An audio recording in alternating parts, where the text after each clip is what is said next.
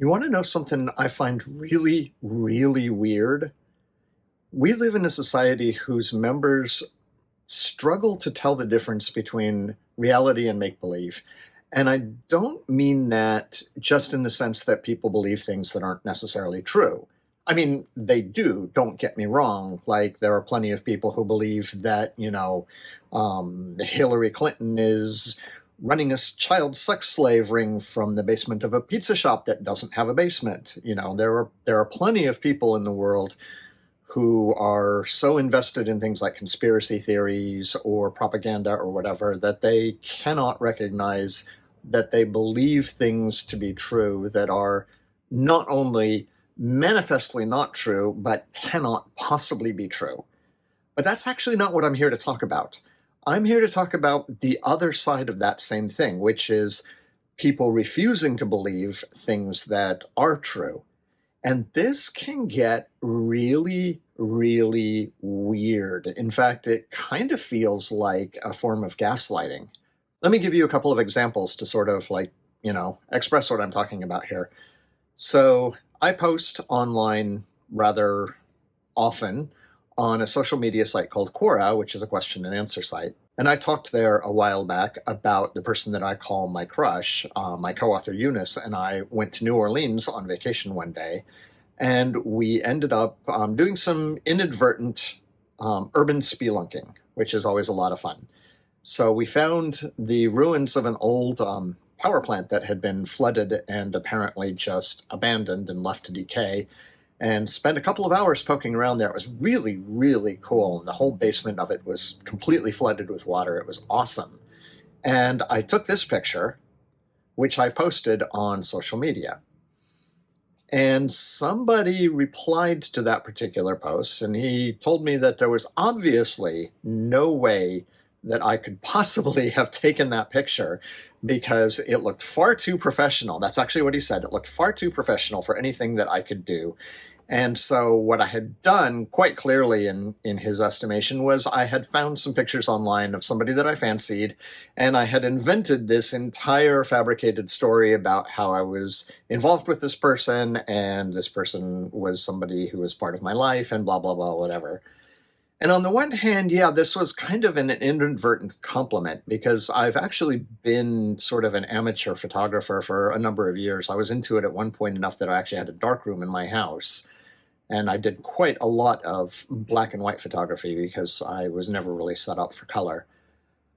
But the thing that I find weird is that there was some random guy on the internet who found it so impossible to believe that another person on the internet could take a photograph that he thought was, a good photograph, that he invented this entire story in his mind, probably without even being aware that he was inventing it, about how I had decided that I was fixated on some random person on the internet and stole photographs of her and invented or fabricated this whole story about spending time with her. And that was really strange. But this happens a lot. On the same site, on Quora, I posted an answer about how I lost my wedding ring, which was, I thought, kind of an amusing anecdote. I was doing some casting in plaster, and I had made a what's called a sock mold. It's a soft silicone mold that is enclosed in a rigid framework. And I pushed my hand into the sock mold to push the silicone down into the support, and when I pulled it out, my ring got removed from my finger, and I didn't notice. And so then I did the casting, and I searched for my ring for days. For days.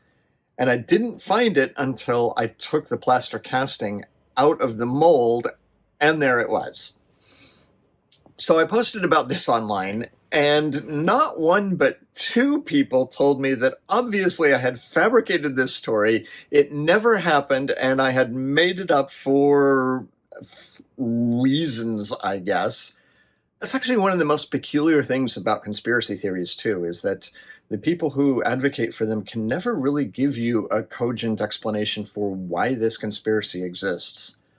But the same thing happens here.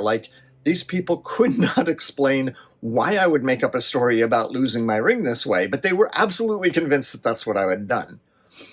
And like I said, I find this really, really weird.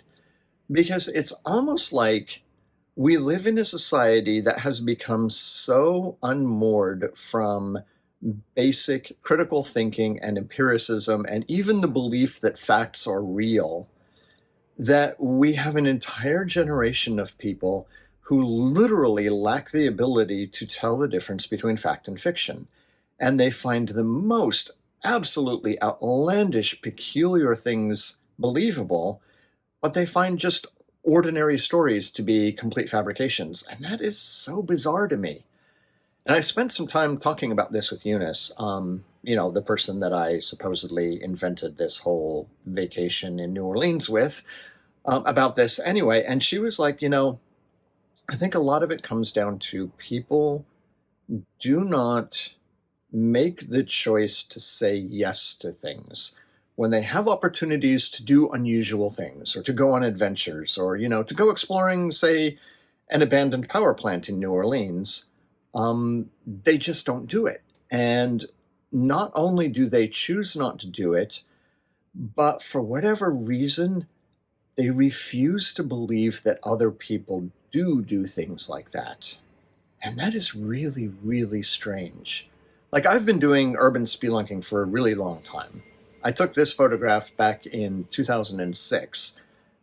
We had been driving down the road. We saw this abandoned place. This is actually a place called Sunland. It used to be an old, I think it was an insane asylum at first, and then it became a tuberculosis ward, or I might have that the wrong way around. It might have started out as a tuberculosis ward and then become an asylum. But anyway, it ended up being abandoned and condemned because asbestos, because, old buildings. And so we happened to be driving past it one day, and we stopped, took a look. It was a beautiful evening. We took some photos. Like, this is not that weird a thing. This is not something that is so far outside of the range of like ordinary human behavior that it is completely inexplicable and obviously false that people do urban spelunking. And that's the kind of thing that I'm talking about. People just really don't seem to understand that you can live a life that is not conventional, and that doesn't make your stories fiction.